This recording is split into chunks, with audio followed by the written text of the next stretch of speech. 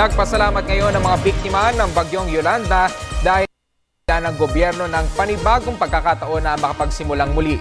Sa kanilang paglipat sa pansamantala nilang tirahan, dala nila ang pag-asang makabangon muli mula sa hagupit ng kalamidad. Narito ang ulat ni Bianca Piedad.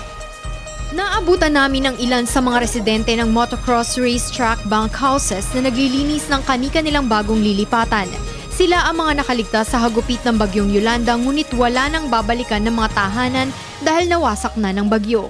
Isa si Gleson sa nabigyan ng isang unit ng bunkhouse. Sabi niya, matapos ang bagyo ay tumira sila sa mga tent sa Tacloban City Astrodome dahil tuluyan ng nasira ang kanilang bahay.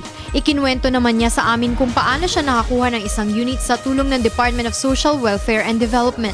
Nakatira kami ma'am sa Barangay Tit, San Jose, sa may Costa Brava. Nakabili kami ng bunkhouse dahil sa DSWD. May siyang paraan ng ng tinatawag nilang green card. Yun. Sa pamamagitan ng green card, nagkaroon ng yung inaano nila yung bawat nakaabil ng green card. Bawat may green card, bawat pamilya yun isang pamilya. So isang pamilya may bunkhouse.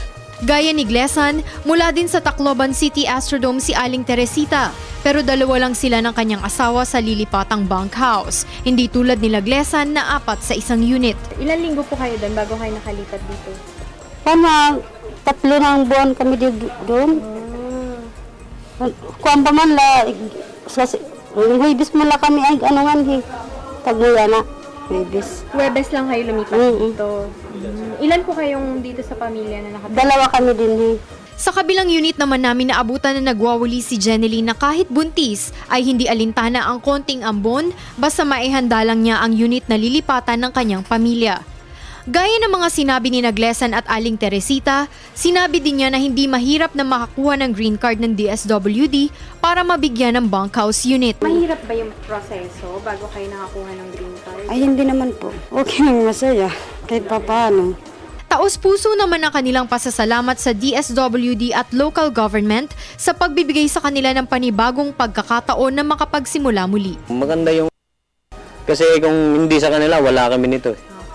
Maganda. Tsaka maganda yung pagpaprocess ng relief nila kahit pa paano. Naman. Tsaka yung relief goods? Yung relief goods ko.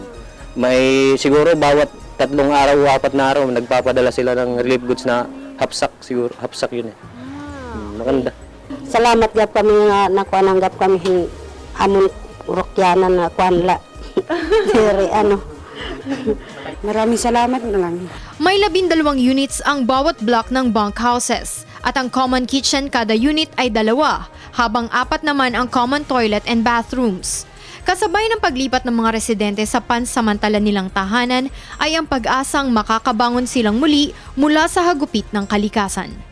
Para sa Telebisyon ng Bayan, Bianca Piedad.